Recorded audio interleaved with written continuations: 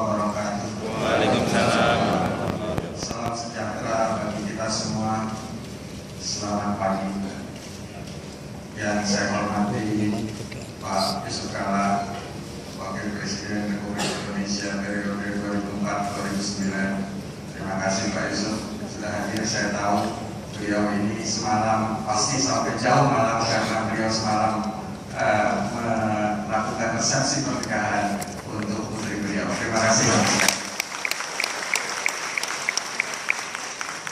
Dan saya hormati para ketua lembaga negara, mulai dari ketua MPR, ketua DPR, ketua DPD, ketua MA, dan wakil ketua BPK. Tentu saya mengucapkan terima kasih dan penghargaan para ketua lembaga negara yang hadir pada acara pada hari ini. Juga hadir para Menteri Kabinet Indonesia Bersatu dan khususnya tentu Menteri Pendidikan dan Kebudayaan serta Menteri Sekretaris Negara yang dalam kapasitasnya sebagai Ketua Majelis Wali Amanat Universitas Erlangga. Bapak-bapak, Wakil Menteri, pejabat setingkat Menteri, terima kasih atas kehadirannya. Para senior hadir di sini, Pak Akbar Tanjung, Pak Fahmi Idris, ada Buya juga, terima kasih. Ada bapak-bapak senior yang tidak bisa dapat saya sebutkan satu persatu. Ya. Para Bapak Wakil Gubernur yang hadir pada hari ini, Pak Pangdam, Excellency, para duta besar negara sahabat, thank you for coming. Bapak-bapak, para pelaku dunia usaha, saya berterima kasih atas kehadiran khususnya para dirut dan direksi BUMN, para tokoh pengusaha nasional, banyak sekali yang hadir pada hari ini. Terima kasih sudah hadir jauh-jauh dari Jakarta. Terima kasih banyak. Juga tokoh-tokoh pengusaha dari Surabaya dan Jawa Timur. Terima kasih sudah hadir. Dan hadir juga di antara kita adalah para pemimpin media massa, para pemimpin redaksi, dan para wartawan-wartawan senior. Terima kasih.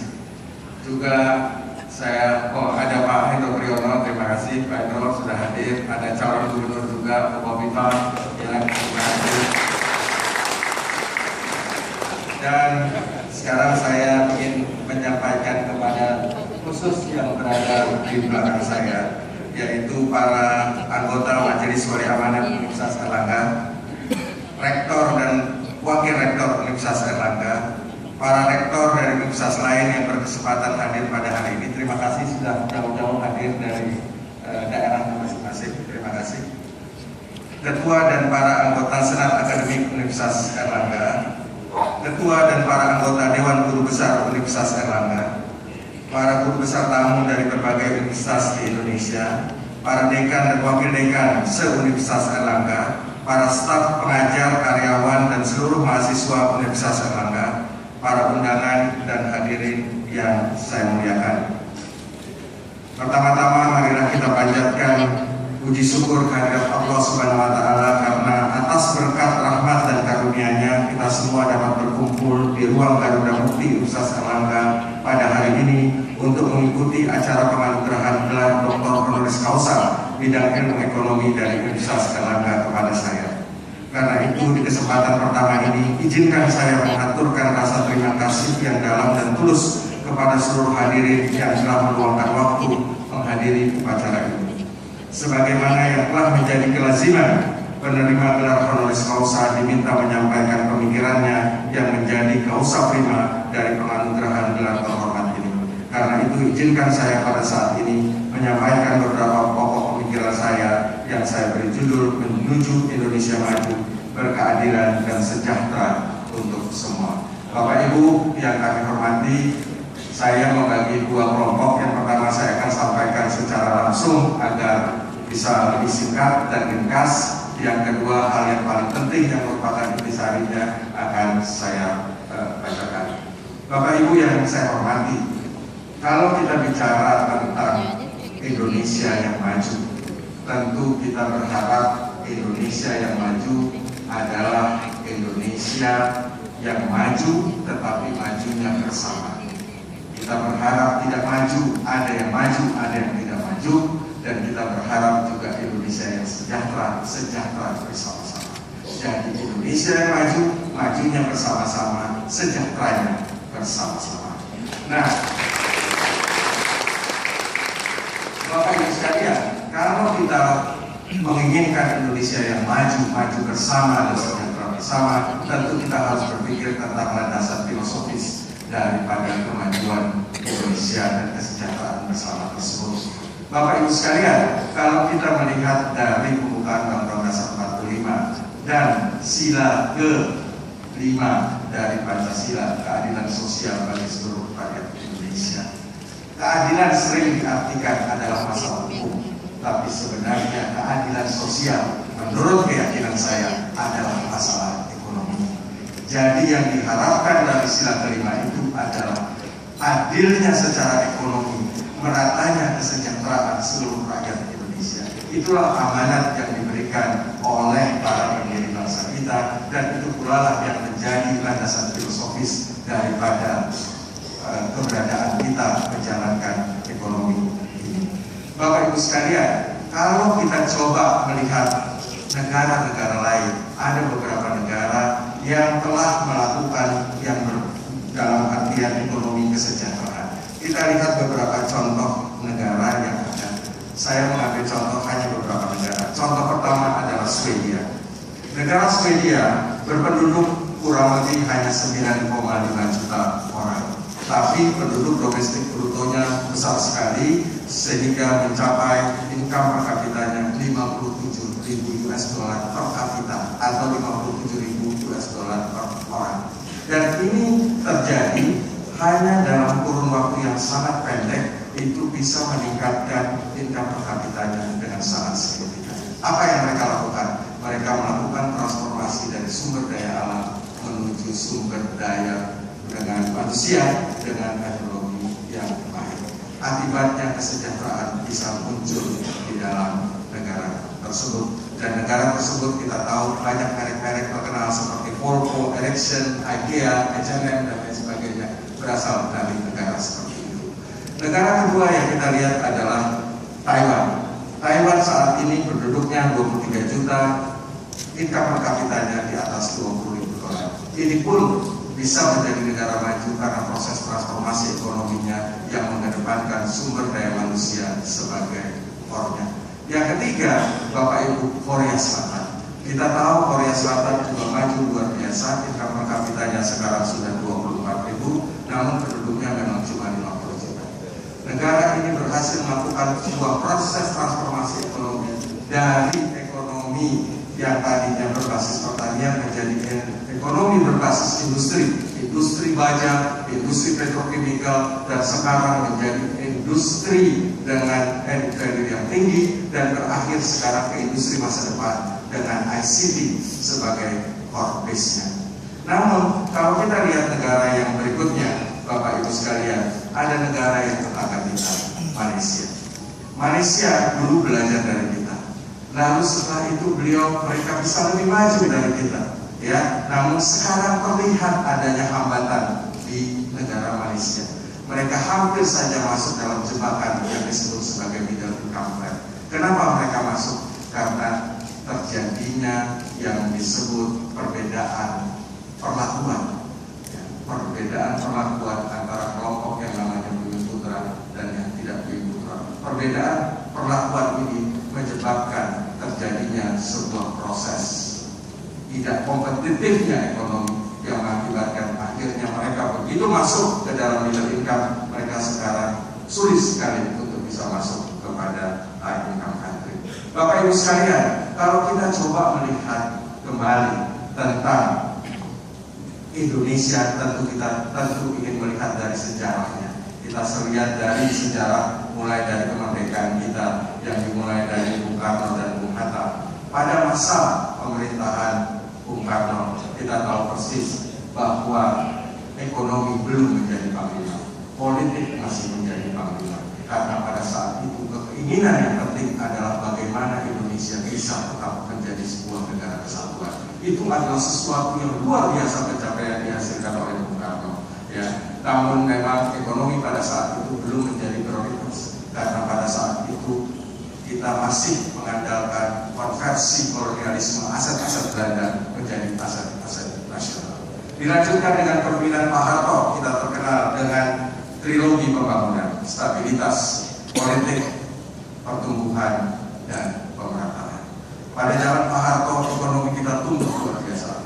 Dalam 32 tahun berkuasa, tumbuh baik, berkembang dengan 6 beritanya. Namun di saat-saat akhir memang terjadi banyak penyimpangan. Akhirnya terjadilah sebuah proses koreksi yang dilakukan oleh negara kita. Nah, dilanjutkan dengan periode Pak Habibie. Pak Habibie ini memimpin hanya sebentar saja karena memang masa peralihan saja. Pada masa Pak Habibie banyak hal yang kita lakukan. Ya, ternyata bahwa zaman Pak Habibie ini terjadi penghapusan larangan monopoli dan persaingan tidak sehat, terjadi perlindungan konsumen, pemerintah daerah dan desentralisasi fiskal, dan yang paling penting yang kita rasakan sampai hari ini adalah liberalisasi media massa dan liberalisasi serikat pekerja. Dilanjutkan dengan kepemimpinan Ibu Mega pada saat dilanjutkan dengan kepemimpinan Kiai Haji Abdurrahman Wahid atau biasa kita sebut dengan Gus Dur. Gus Dur fenomenanya adalah menggalakkan demokrasi dan keterbukaan dalam kehidupan sosial, dan yang paling penting menghasilkan yang namanya penghormatan atas nilai-nilai pluralisme dan multikulturalisme. Sampai hari ini adalah Gus Dur kita sekarang punya hari libur dan perayaan namanya Lebaran Cina. Ini adalah satu contoh dari pluralisme dan multikulturalisme. Dilanjutkan dengan periode Ibu Mega.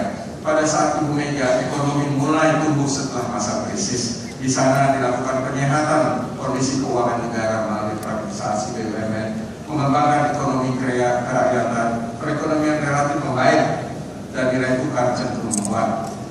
Memang pengangguran belum terlalu signifikan berkurang, tetapi pada saat itulah mulai terjadi pergerakan ekonomi pada zaman Ibu Mega. Dan terakhir sekarang pada zaman Bapak SBY, Pak Susilo Bambang Yudhoyono, terjadi dengan strategi pro growth, pro poor, pro job, dan pro environment. Terjadi penanggulangan kemiskinan yang cukup signifikan dan penanggulangan pengangguran yang cukup signifikan. Beberapa tahun terakhir terjadi pertumbuhan ekonomi di atas 6%. Ya. Nah, ini semuanya berjalan dengan baik, tapi memang masih ada PR yang belum selesai. PR-nya adalah Gini ratio yang terus meningkat, adalah ternyata belum berhasilnya kita memeratakan kesejahteraan kepada seluruh rakyat Indonesia. Nah, Bapak Ibu hadirin yang saya muliakan, kalau kita ingin membangun ekonomi Indonesia, kita tentu harus yang dibangun adalah rakyatnya, yang harus dibangun adalah penduduknya. Sekarang coba kita lihat struktur dari penduduk Indonesia. Bapak Ibu sekalian, di penduduk Indonesia kita lihat strukturnya, kita masih mempunyai PR yang sangat luar biasa. Kita masih memiliki kurang lebih 29 juta rakyat yang miskin. Dan kita masih punya juga kurang lebih 70 juta rakyat Indonesia yang rentan terhadap miskin. Kalau ini dijumlah kurang lebih yang miskin dan hampir rentan miskin ini jumlahnya 100 juta. Jumlah yang sangat besar di dalam jumlah penduduk kita. Namun kita juga sudah mulai memiliki 100 juta orang yang tidak kaya dan tidak miskin, dan kita punya sudah lebih dari 50 juta orang-orang yang kaya atau disebut sebagai consumer class. Bapak Ibu sekalian, melihat dari struktur penduduk seperti ini, Bapak Ibu, bahwa ternyata kenapa terjadi kesenjangan, ketimpangan daripada pendapatan penduduk Indonesia, dikarenakan yang miskin dan rentan itu pertumbuhan income-nya setelah dikurangi inflasi hanya berada di kisaran 2%. Sementara yang kaya itu pertumbuhan income-nya di atas 8-9%. Apa akibatnya Bapak Ibu sekalian? Akibatnya adalah yang miskin bertambah kaya, tetapi yang kaya bertambah lebih kaya lagi, jauh di atas dari yang miskin bertambah kaya. Akibatnya yang terjadi, ukurannya, ketimpangannya menjadi makin melebar. Inilah kejelasan Bapak Ibu Ibu sekalian, yang menyebabkan terjadinya peningkatan Gini ratio yang melebar sekarang ini. Bapak Ibu sekalian, kalau kita melihat secara penduduk, kita juga mesti bersyukur. Di sini ada Kepala BKKBN bahwa kita memiliki yang namanya bonus demografi. Ya, bahwa Bapak Ibu kalau melihat slide yang ada, terlihat bahwa perubahan sebuah bonus demografi yang luar biasa. Yang tadinya jumlah penduduk kita mayoritas anak-anak, sekarang jumlah penduduk kita sudah muda, lebih produktif daripada negara-negara yang lain. Jumlah orang yang bekerja dan produktif jauh lebih besar daripada orang yang tidak produktif. Nah, ini akan mengakibatkan terjadinya penumpukan tabungan nasional, dan kalau ini digunakan dengan baik, maka ini bisa membawa bangsa kita menjadi negara maju. Nah, Bapak Ibu sekalian, selain demografi, kita juga harus berpikir tentang hal yang perlu mendapat perhatian kita adalah manusia itu sendiri, mulai dari janin sampai dengan dia ke liang lahat.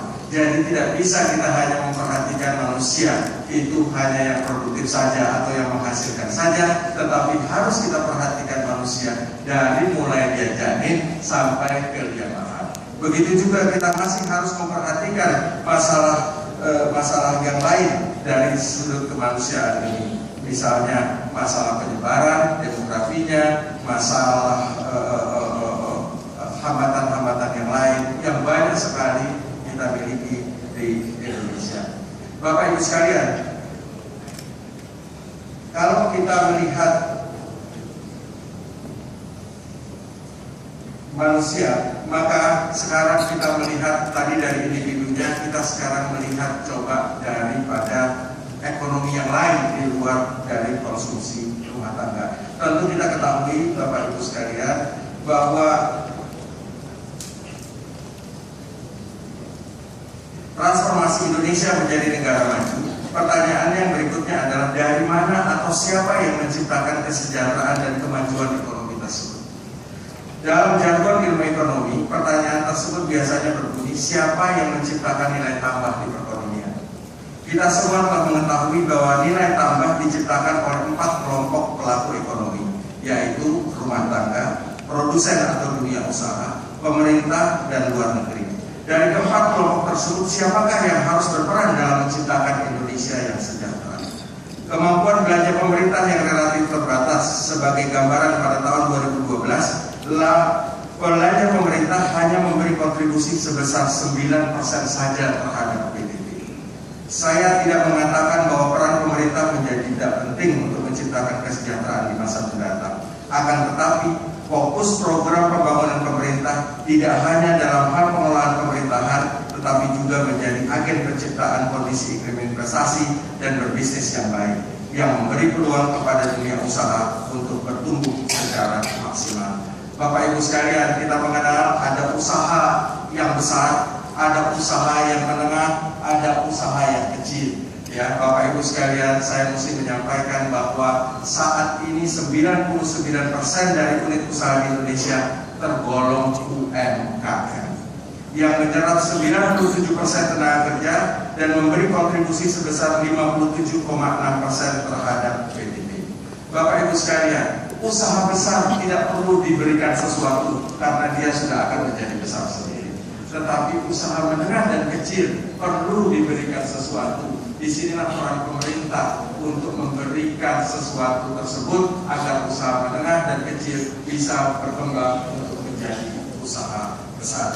Nah, Bapak Ibu sekalian, kita juga melihat bahwa proses transformasi ekonomi kita juga masih akan terus berlangsung. Kita masih ada dari unsur pertanian, kita ada di unsur industri, kita ada di unsur jasa, tapi kita juga ada di unsur science based of economy. Bapak Ibu sekalian, mayoritas kita masih hidup di dalam pertanian. 36% penduduk kita hidup di pertanian, sementara kontribusi GDP kita hanya 15%. Apa artinya? Artinya kemiskinan ada di sektor.